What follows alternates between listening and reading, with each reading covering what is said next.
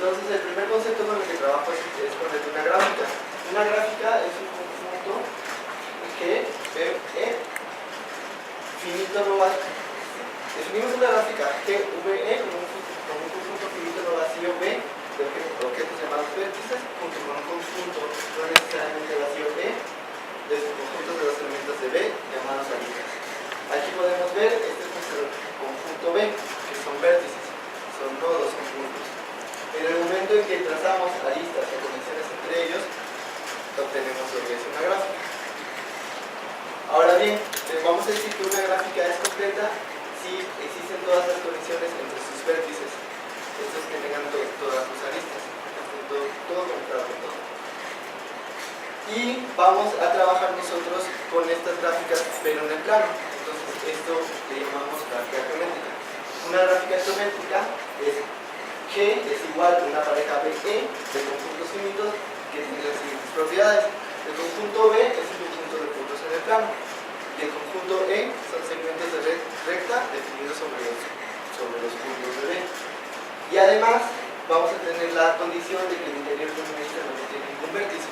Esto quiere decir que una arista solo va a tener dos puntos extremos y ningún otro punto va a estar ahí, en esta línea.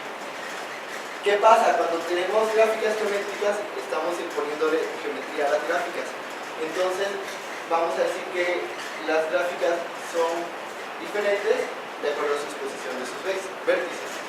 En el anterior, como es un concepto abstracto, no nos interesaba cómo se hubieran acomodado los vértices, solo bastaba con que existieran. Pero aquí estamos en el plano y entonces cada vez que hagamos un cambio de vértices, en la posición de los vértices, vamos a estar trabajando con un nuevo objeto distinto, una gráfica distinta. Entonces, ¿qué pasa con esto? Pues que tenemos infinitas formas de poner conjuntos en el plano. Por ejemplo, para 4 puntos tenemos infinitas formas de acomodarlos en el plano. En este caso, pues nos ilustramos 2.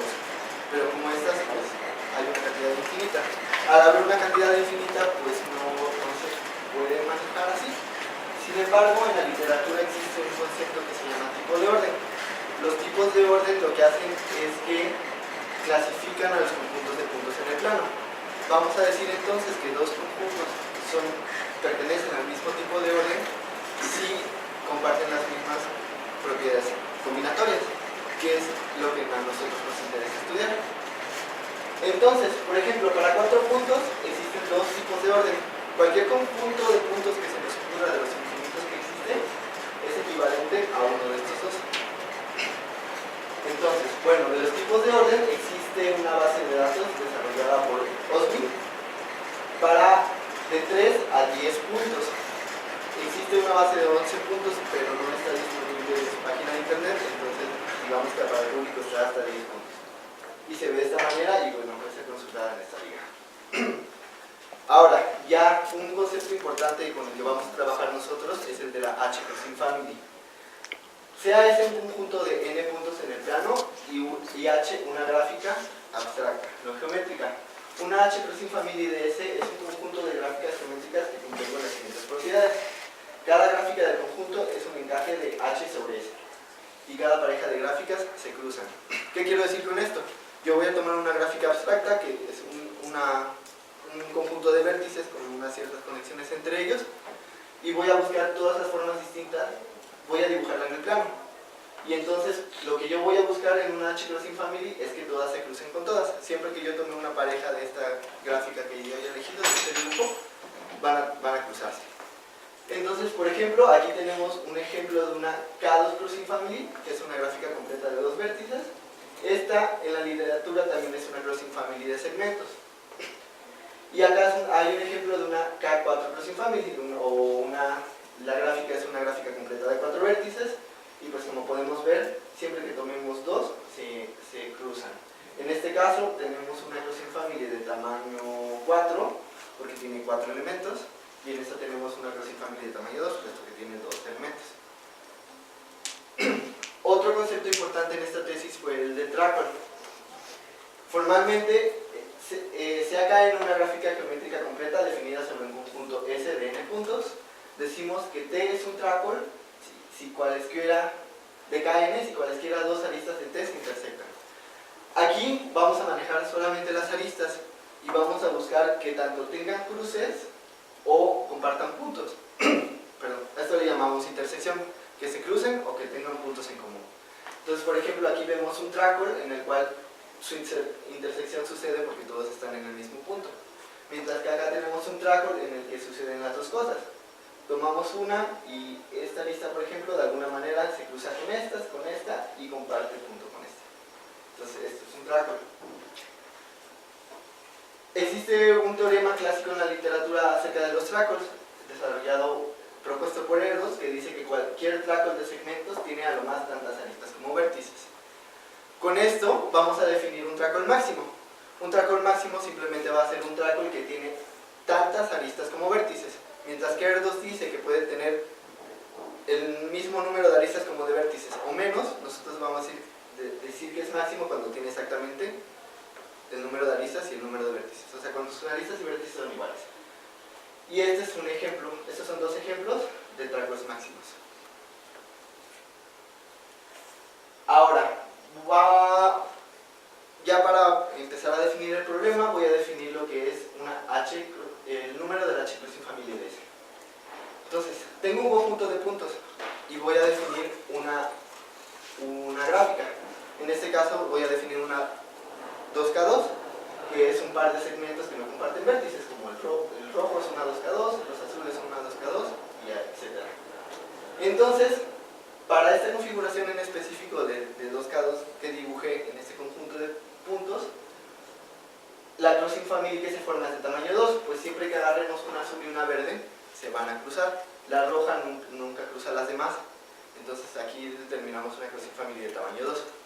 Sin embargo, si sigo yo cambiando todas las posibilidades de acomodar estas 2K2, puedo tener una crossing family de tamaño 3.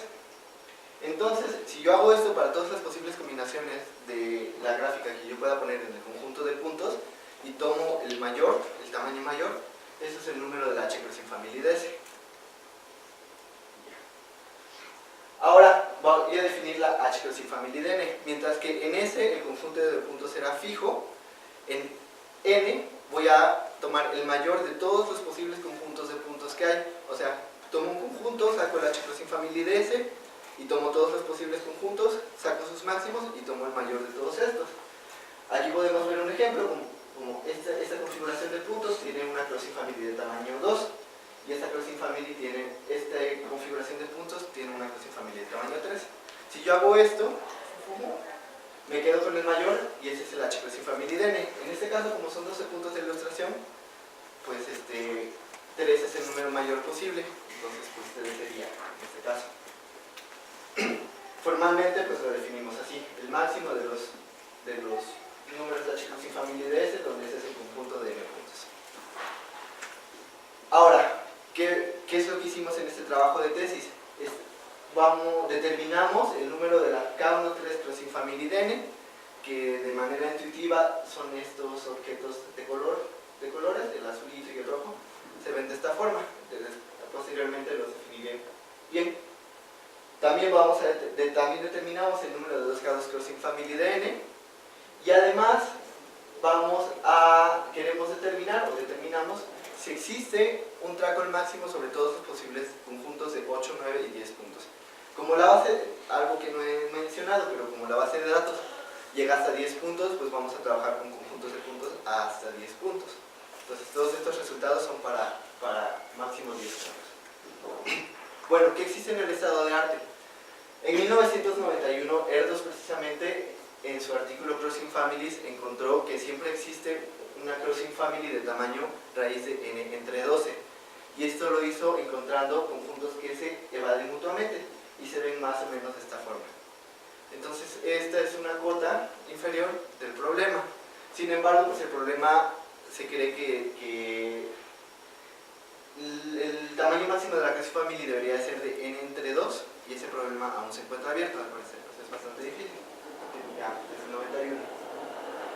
Después, Pavel, en su artículo Lines, Points, Incidents and Crossing Families in Dense Sets, encontró que si un conjunto de puntos es denso, esto es una cuestión en cuanto a sus distancias, el promedio de sus distancias, entonces existe una crossing family de tamaño lineal.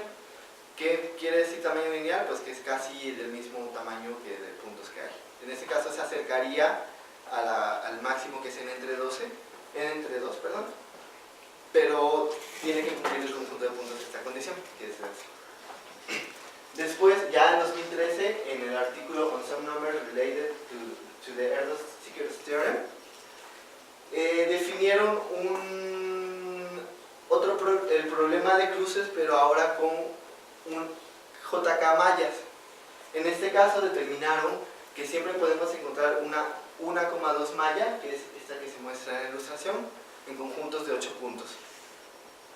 Aquí sí ya se empieza a ver que, bueno, el problema de las crossing families pues está abierto, pero ¿qué pasa si empezamos a cambiar los dibujos que hacemos en los conjuntos? A ver qué puede llegar a pasar. Ya 2 años después, los autores de Crossing Families and Self-Crossing Hamiltonian Cycles determinaron que siempre podemos encontrar crossing families de B3, que son estas que se ven acá.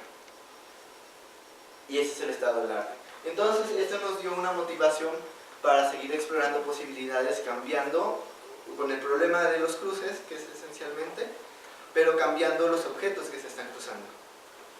Entonces, el primer problema que estudiamos es el número de la 2K2 crossing family de N.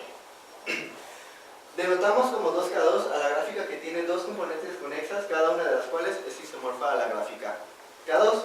La K2 es la gráfica completa de dos vértices y es como les decía, intuitivamente pues es una pareja de segmentos que no comparten puntos. Pueden cruzarse o pueden no cruzarse, no me importa.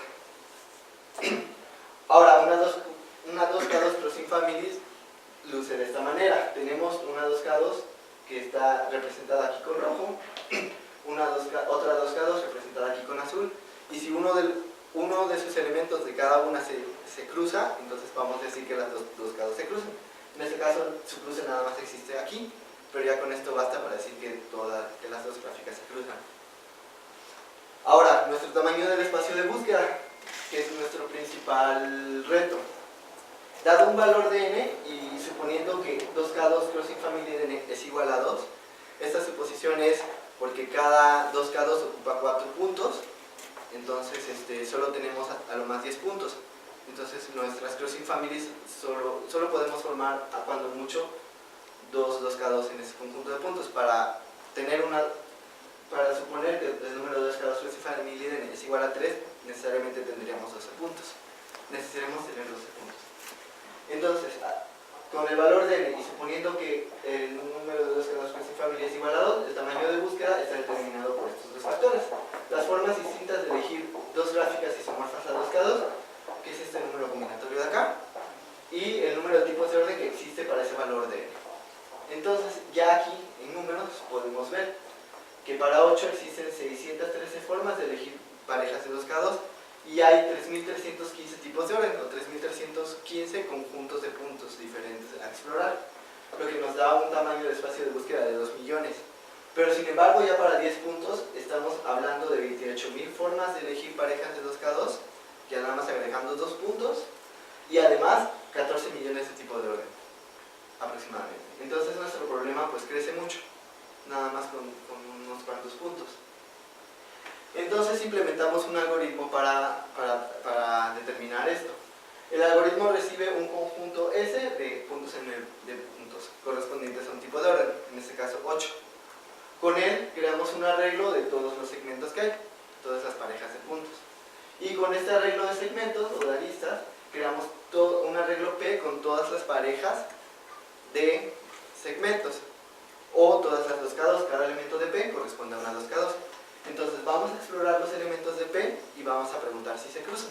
Entonces, por ejemplo, tengo un conjunto aquí de 8 puntos y tomo de P el primer elemento y el algoritmo checa, ¿se cruzan o no? Si no, pues no pasa nada, sigue explorando, acá tampoco se cruzan. Sin embargo, ya cuando llega a esta situación, dice, sí se cruzan. Entonces incrementa un contador y dice, encontré una 2K2 para este conjunto de puntos en específico.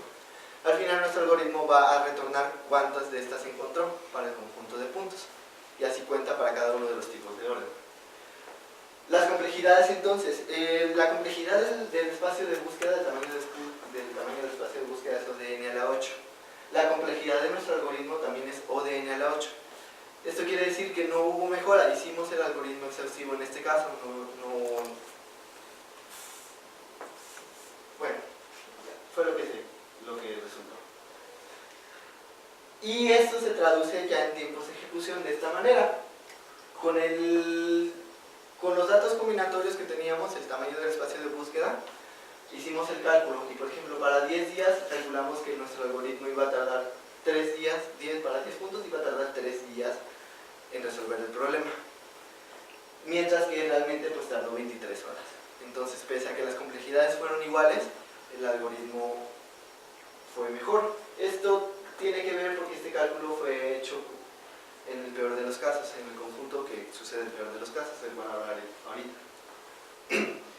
Entonces, los resultados para este problema. Encontramos que efectivamente nuestra suposición era cierta. El número de los casos crossing family de n para conjuntos entre 8, 9 y 10 puntos es igual a 2. Y obtuvimos el número de crossing families de tamaño 2 para cada tipo de orden de estos conjuntos de puntos. Obtuvimos que el tipo de orden número 1, que corresponde a los conjuntos de puntos en posición convexa, es el que tiene mayor número de crossing families. Y estos tipos de orden tienen menor número de crossing families, que se ven de esta manera.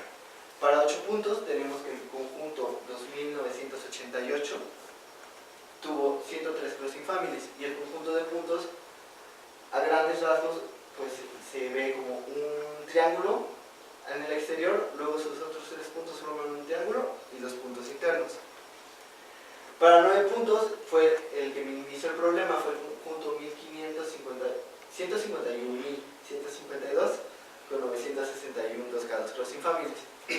Y nuevamente tenemos que en su estructura se ven un triángulo, otro triángulo y otro triángulo aquí adentro, aunque no se aprecia tanto. Finalmente, para 10 puntos encontramos que el tipo de orden que minimiza el problema es el 13.413.894, que es ya como de los últimos, con 4.905 crossing families. Y tiene la estructura de un triángulo, otro triángulo adentro, pero ahora los 4 puntos restantes forman un cuadrilátero en su interior, también están en posición convexa.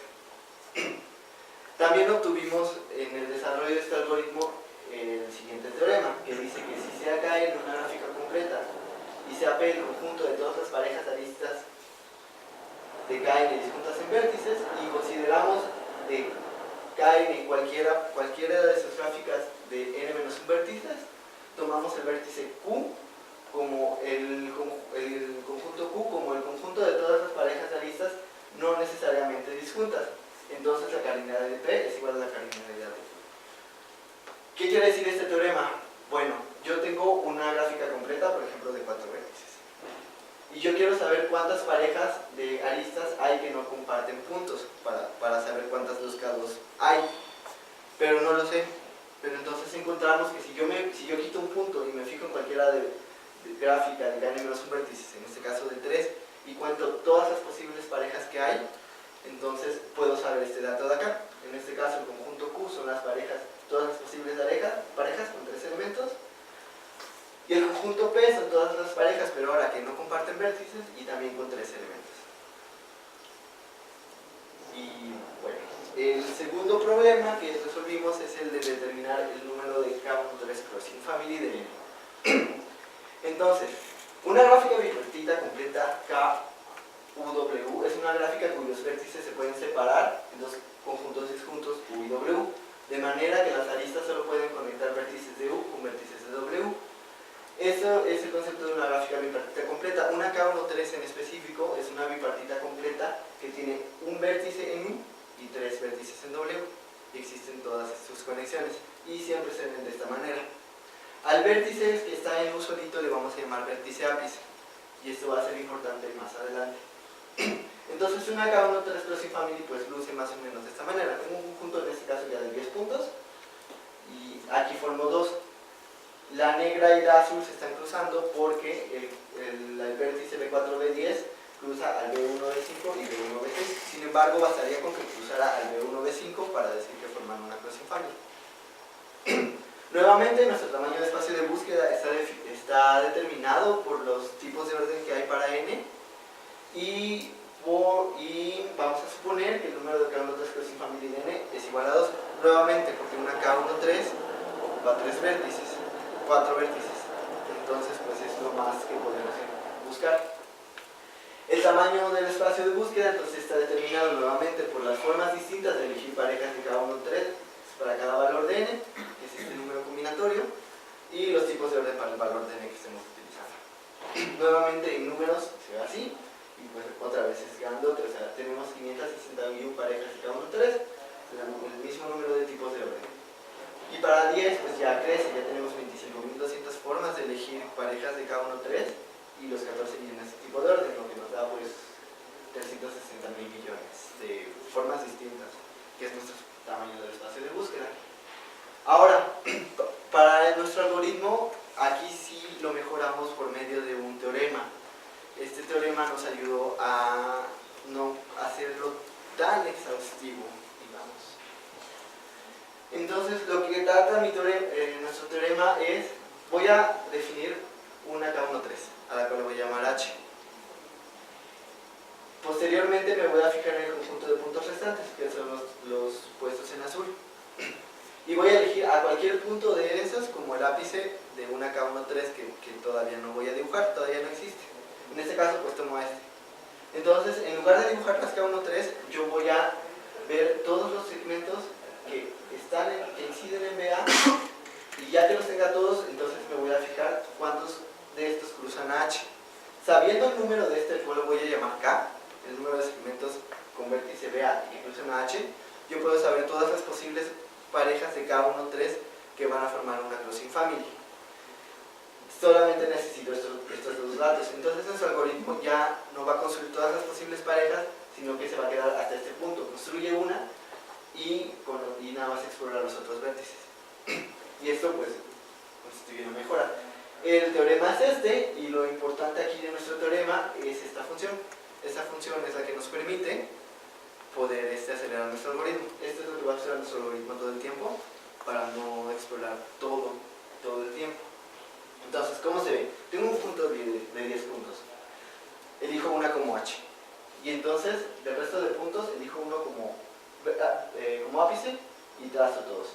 Entonces, en este momento, mi algoritmo va a recurrir a la fórmula del teorema y va a decir, bueno, pues con estas condiciones se pueden formar tantas crossing families. Y el algoritmo incrementa ese número de crossing families, y de la misma manera al final pues va a reportar cuántos hubo. Esto nos permitió bajar la complejidad, mientras que la complejidad del tamaño del espacio de búsqueda era nuevamente lo de O de n a la 8, nuestro algoritmo quedó en O de n a la 6, luego pues lo bajamos 2. Ahora ya esto se reflejó más en los tiempos de ejecución, mientras que para 10 puntos habíamos calculado que se iba a tardar 4 días aproximadamente, pues tardamos 18 horas. Entonces esto ya fue pues bastante diferente. Nuevamente, como resultados encontramos que efectivamente el número de cada uno 3 crossing family de 8, 9 y 10 puntos es igual a 2, como habíamos supuesto, y contamos cuántos crossing families había para cada tipo de orden y qué tipo de orden tenía mayor y menor número. Nuevamente encontramos que posición convexa tiene mayor número de crossing families y estos conjuntos son los que tienen menos. El 2991 con 276 crossing families, que nuevamente presenta la misma estructura del conjunto de puntos que en el problema anterior. Están acomodados de forma diferente, pero siguen siendo dos triángulos y dos puntos en medio adentro. El tipo de orden 151.148 con 2.522 cada uno de 3 crossing families, que también conserva la estructura, son 3 triángulos internos, acá, acá y acá. Y el tipo de orden 13.413.894 con 12.862 cada uno de 3 crossing families. Y otra vez la estructura, un triángulo, otro triángulo, y los 4 puntos acá forman un cuadrilátero. Finalmente, el último problema que estudiamos es el de los tracers máximos. Queríamos saber si podemos encontrar tracers máximos para cualquier valor de n, sobre todos sus conjuntos de puntos, existiera al menos uno para cada uno de sus conjuntos. Entonces recordemos, los tracers pues, son conjuntos de segmentos que se intersectan. acá, y los tracos máximos son conjuntos de vértices, de aristas, que se intersectan y que además tienen la misma cantidad de aristas y de vértices.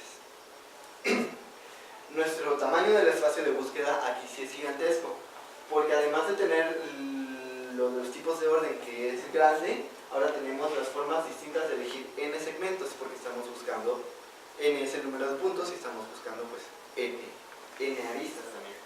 Entonces ya para 8 hay 3 millones de formas de elegir n segmentos, cuando antes no pasaba de 1000, de 500 incluso. Para 10 puntos ya hay pues todo esto, 3.190 millones. Y ya multiplicado con los tipos de orden, por ejemplo en 10 tenemos que esto es de 4.5 por 10 a la 16. Entonces esto es increíblemente grande. El algoritmo que implementamos funciona de la siguiente manera. Nuevamente recibe un conjunto de puntos correspondiendo al tipo de orden, construye el arreglo de segmentos y sobre este vamos a trabajar. El algoritmo agarra y toma uno, toma un segmento, toma otro. Cada vez que agrega uno va a preguntar, ¿forman un tracón? Si sí, continúa. ¿Forman un tracón? Sí. ¿Forman un tracón todavía? Así consecutivamente. Aquí todavía forman un tracón. Entonces sigue explorando. ¿Forman un tracón? Pues aquí ya no forman un tracón, el algoritmo no hace nada, sigue explorando. Hasta que ya forman un tracón. Sí. Y entonces incrementa, nuevamente estamos contando, entonces dice, bueno, ya encontré un tracón. Este es el peor de los casos de nuestro algoritmo, porque está explorando todo. Pero como cada vez que agrega un segmento pregunta si este es un tracón, hay una condición que se está cumpliendo en cada iteración. Entonces, en el mejor de los casos, por ejemplo, agregamos estos dos segmentos. Y si estos no forman un tracón, nuestro algoritmo ya no va a seguir explorando todas las posibilidades que tengan a estos dos segmentos como primeros elementos. Entonces, esto permite que descartemos un montón de cosas que no son tracons. Entonces, pues ya aquí vamos, ya no vamos a explorar 18, 23, 24, 18, 23, 25, ya no. Sino que todo esto ya no lo tomen en cuenta y la siguiente iteración sería 23, 24 y va a volver a preguntar. Forman un tracon y así. Entonces, las complejidades, mientras que la del tamaño del espacio de búsqueda era de n a la 2 por n, que es el mismo que el peor caso, en el mejor de los casos nuestro algoritmo va a tener complejidad solo de n a la 4. Esto, combinado con estos resultados que nos dicen que para posición convexa, que es el conjunto de puntos que tiene mayor número de tracors, existe un porcentaje muy chiquito. Tenemos esta cantidad de conjuntos de n segmentos. Y de toda esta cantidad enorme, de los 3 millones, solo 120 forman tracors. Entonces nuestro algoritmo solo está llegando 120 veces al peor de los casos para posición convexa, que es este porcentaje muy chiquito. Para 10 esto mejora aún más, porque estamos pasando de 3.190 millones a solo 502. Entonces nuestro algoritmo pues logró desarrollarse bien gracias a la naturaleza del problema. Además, uno de los resultados que ya vamos a comentar, que ya también se va a comentar, es que no todos los tracos máximos, no todos los conjuntos de puntos tuvieron tracos máximos, y que de hecho existe aproximadamente un 30% de ellos que no lo tiene. Entonces, estos dos factores, pues nuestro algoritmo logró ejecutar. Ya en números podemos ver aquí como para 10 puntos habíamos calculado que nuestro algoritmo se iba a tardar 43 siglos, nunca iba a acabar. Sí, va a acabar en 43 siglos. ¿Y si sí, bueno? Otros 43 siglos de cero. En cambio, pues solo nos tardamos 5 días, casi 6. Ya, cosa de nada comparado con lo que habíamos dicho. Y bueno, también obtuvimos resultados teóricos. Entonces, para mostrar el primer teorema, primero voy a mostrar el resultado de un compañero anterior en su tesis de maestría, que encontró este teorema que dice que sea G una gráfica geométrica de orden n y T un tracol máximo de G con n aristas, T contiene un ciclo impar al cual llamamos CT. Esto nos dice que los tracols máximos siempre van a tener un ciclo de un número de puntos impar y que además forman un tracol, porque si no, pues esto no sería cierto. Entonces el teorema que nosotros obtuvimos es que sea T un tracol máximo y T' el conjunto de vértices de T que pertenecen al ciclo que ya sabemos que existe. Entonces, todos los vértices de T' habitan en alguna cuña de Ct, a la cual llamamos WTDP. Entonces, una cuña está definida por un punto en el vértice, un vértice en el ciclo y sus dos vecinos. Y toda esta región es una cuña. Entonces, nuestro teorema dice que para que un conjunto de puntos por un ciclo dado pueda formar un tracol, todos los puntos que restan que no ocupó el ciclo tienen que caer en cuñas. Por ejemplo, aquí estos, este y este caen en diferentes cuñas, entonces tenemos nuestro tracol máximo. Si cambiamos el ciclo, por ejemplo, aquí tenemos un ciclo tracol de 5 vértices y de 5 aristas, nuevamente nos fijamos, aquí podemos ver que estos dos puntos habitan en esta cuña de acá y este punto habita en esta cuña de acá, entonces tenemos nuestro tracol máximo.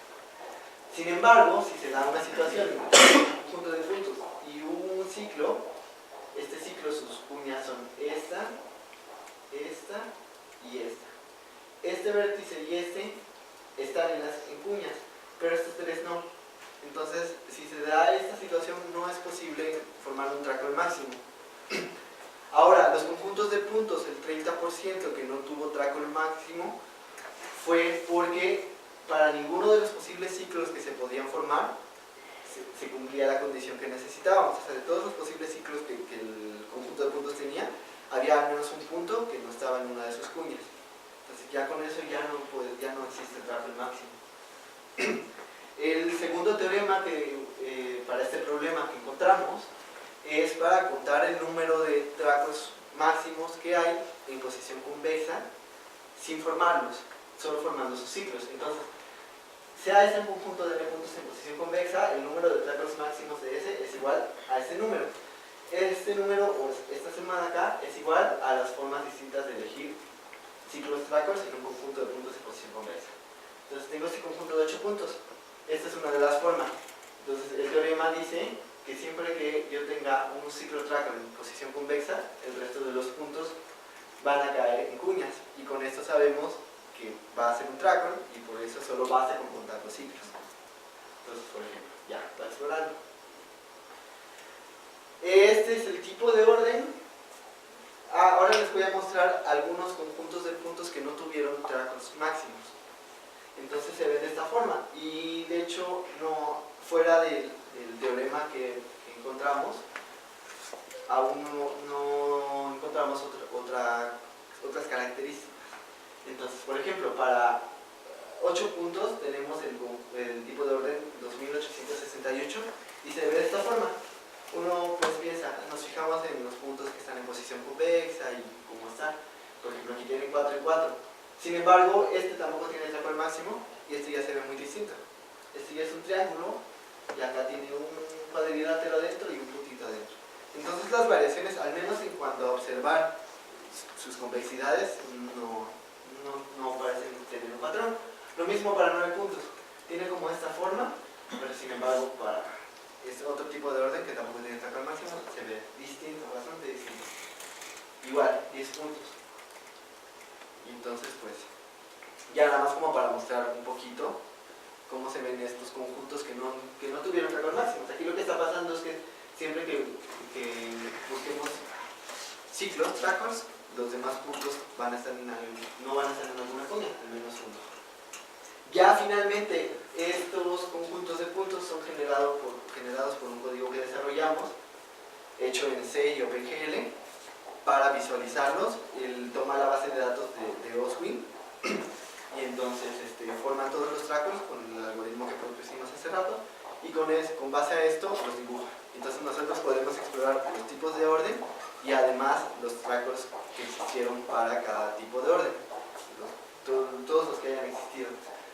Cuando un tipo de orden no tiene un tracol máximo, nuestro programa lo que hace es dibujar la gráfica completa, como para decir, bueno, ya, ahí está, y ya. Entonces puede ser encontrado en esta liga, en el repositorio de GitHub. Y ya, bueno, esos fueron los resultados que encontramos. Y pues ahora les voy a hablar de las conclusiones, ya finalmente. Ya con todo esto, ¿qué podemos decir que se obtuvo de este trabajo? Entonces, pues encontramos dos K2 crossing families y cada una de estas crossing families de tamaño máximo. ¿Se acuerdan que les había comentado que el problema de las crossing families de segmentos era un problema difícil y abierto? El de encontrar el máximo que sea entre 2. Bueno, aquí encontramos que si cambiamos la gráfica y para los conjuntos de puntos que tenemos disponibles para hacer búsqueda, pues aquí sí encontramos crossing families de tamaño máximo. Además, para 9 puntos encontramos que el tipo de orden que minimiza el número de dos K2 crossing families y cada uno de 3 crossing families es el mismo tipo de orden que minimiza otro problema que se llama, que es el de crossing number. El de crossing number lo que hace es buscar el tipo de orden que tenga menor cruces en su gráfica completa. Entonces tenemos la gráfica completa y busca el tipo de orden en la que existan menos cruces, menos cruces. Este problema del crossing number es un problema importante en el área, muy estudiado y de mucho interés.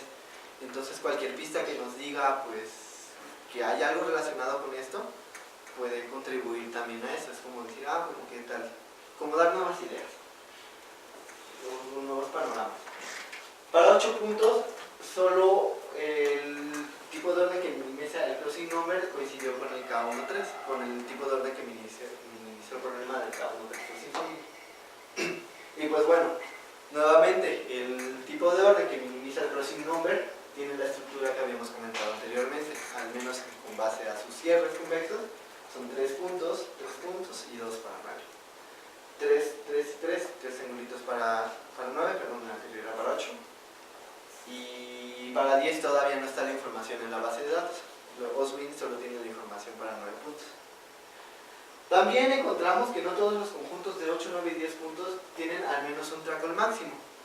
Y que los conjuntos de puntos con tracol máximo tienen al menos un ciclo, tal que los puntos restantes están en las cuñas de dicho ciclo, que es nuestro teorema. Además, estamos dando pasos en estudiar el problema de los tracols máximos, pues no se había explorado aún. Entonces estamos dando como los primeros pasos para esto. Y bueno, ya como trabajo futuro, podría ser que si es de interés ver qué pasa esto para 11 puntos, pues conseguir la base de datos. Y pues sería necesario desarrollar técnicas que mejoren las búsquedas, tal vez haciendo una revisión mucho más extensa de la literatura, o tal vez conceptos de otras áreas matemáticas más complejos que nos ayuden a mejorar esto, porque para 11 puntos ya hay muchísimos tipos de orden. O sea, hablándoles del tamaño de la base de datos, el de 10 puntos con 14 millones de tipos de orden pesaba 500 megas, el de 11 puntos pesa 96 gigas. Entonces ya es muchísimo. También encontrar más características de los conjuntos de puntos que no tienen tracos máximos, o sea, a ver qué más podemos ver ahí. Y buscar si los tracos máximos están relacionados con otros problemas más clásicos de la literatura, como tal vez el crossing number. Y ya, gracias. Gracias.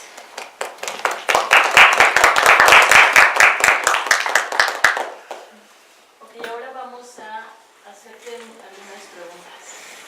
Cristian, ¿quieres empezar? Sí. Definiste el HCFD como el máximo, ¿no? Sobre el mismo para conjuntos. Ajá. ¿Estudiaron el mínimo sobre todos los conjuntos? No, solo el máximo. Pero de hecho en este caso pues no hay un mínimo porque solo tenemos 10 puntos y entonces no todos nuestros problemas requerían de cada gráfica al menos 4 puntos. Entonces el mínimo y el máximo son los mismos, solo podemos trabajar con 2. Y sobre la familia dada trayectorias de dos aristas, porque estudiaron estrellas. Ajá. Y entonces una hoja que queda una trayectoria. ¿Ese problema lo trataron? No, ya no. Nos planteamos al final, pero ya no. Me da la impresión de que con la misma técnica como estrellas salían, ¿no? Ajá. Porque tienes esta propiedad, ¿no? De que tomas una arista, un punto y se invalida. Sí, nada más sería como en lugar de buscar hasta n, buscar n.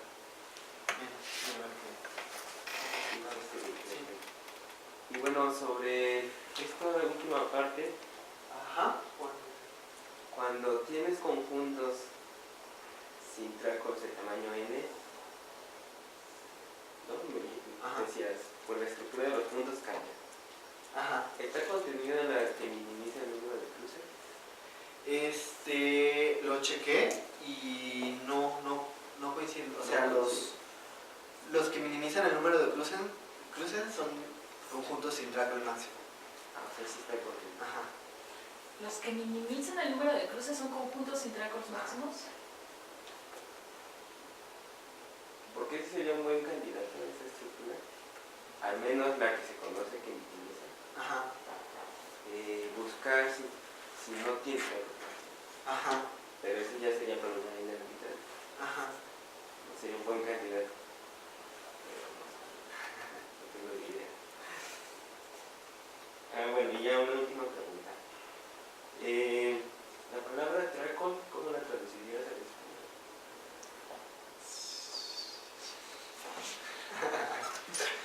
Yo, o sea, donde he trabajado nunca lo traducí. Yo no lo uso traducida, pero me gustaría traducirla. Si fuera a hacerte por acá en España, te van a tener. ¿Cómo se puede? O sea, ahora tú que ya has trabajado Sí, en ya esto, tienes familia. es que además no es una palabra en inglés, entonces tú puedes inventarte una que no suene más familiar. ¿Cuál te inventarías? ¿No? Sí, o sea, pongan prórrogas. Intersecting family. Ok. Bueno, ahí Sí. no son. Nada más. Gracias. Gracias. Es un montón de trabajo, varios problemas, y un montón de resultados los que tuviste. Felicidades. Gracias. ¿Cómo estuviste validando que tus resultados eran correctos? A mano, hacíamos para posición convexa, un análisis a mano. ¿Y si tenías contamos 500 resultados, 600 resultados, todos a mano? No, porque nada más con que nos coincidiera nuestro cálculo con lo que daba el algoritmo en uno de los casos, teníamos como la confianza no hicimos, lo que sí no hicimos y debimos fue como el análisis formal de la correctitud del algoritmo, pero sí comparamos los resultados. O sea, hicimos un análisis combinatorio y lo comparamos con lo que tenías. Esa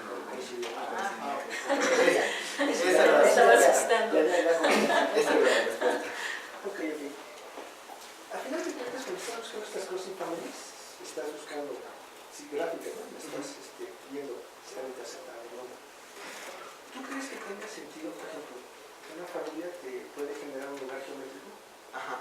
Y otra familia con otro lugar geométrico, si se llegan a interceptar, o esto no tiene mucho sentido. Como más hablando de las regiones que... Ajá, ese problema.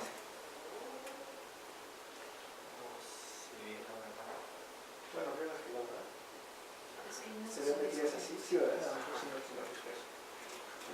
No se está bien, no está bien, que tiene duda existencial que me salió contestado. Pero no sé qué. Oye, ¿qué materias son las que tomaste en la materia?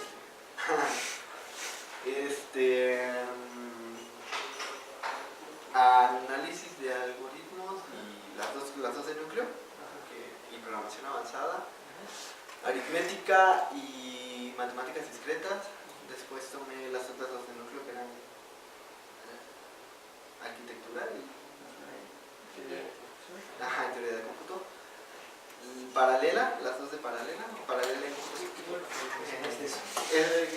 ¿Por qué no paralelizaste? Sí, era bien fácil ahí, meter una con otra. Lo pensamos, pero nos distrajimos y al final ya no lo Es hicimos. una sola línea. Sí, Pragma, Open. Sí, Lo tenías. sí lo consideramos a veces mejor. Sí, ya, eso. Era una duda nada más. Sí. Pero, ok, está bien. Se puede paralizar. Efecto de que la tutora no sabe Sí. nada de paralizar. Exactamente paralizar el tema. Sí lo consideramos, pero entre que siempre nos fue, la verdad se nos hubiera sido bueno, hubiera bastante. Sí, porque nuestras computadoras ya estaban así de ya no uno más. Tenemos para más, sí. Sí. Pero bueno, está bien. Ok, por la parte sobre todo. Muchas gracias. Yo tengo algunas preguntas. A ver, si la 2K2, las 2K2 que estás considerando, si piensa en una nada más, esa permites que se cruce, o sea, puede cruzarse o no cruzarse. Si exiges que sean planas necesariamente, ¿cómo crees que cambiaría el problema? Pues disminuiría, sería menor el número de crossing families, porque ahora estoy descartando conjuntos que ahora estoy considerando en este. Ajá.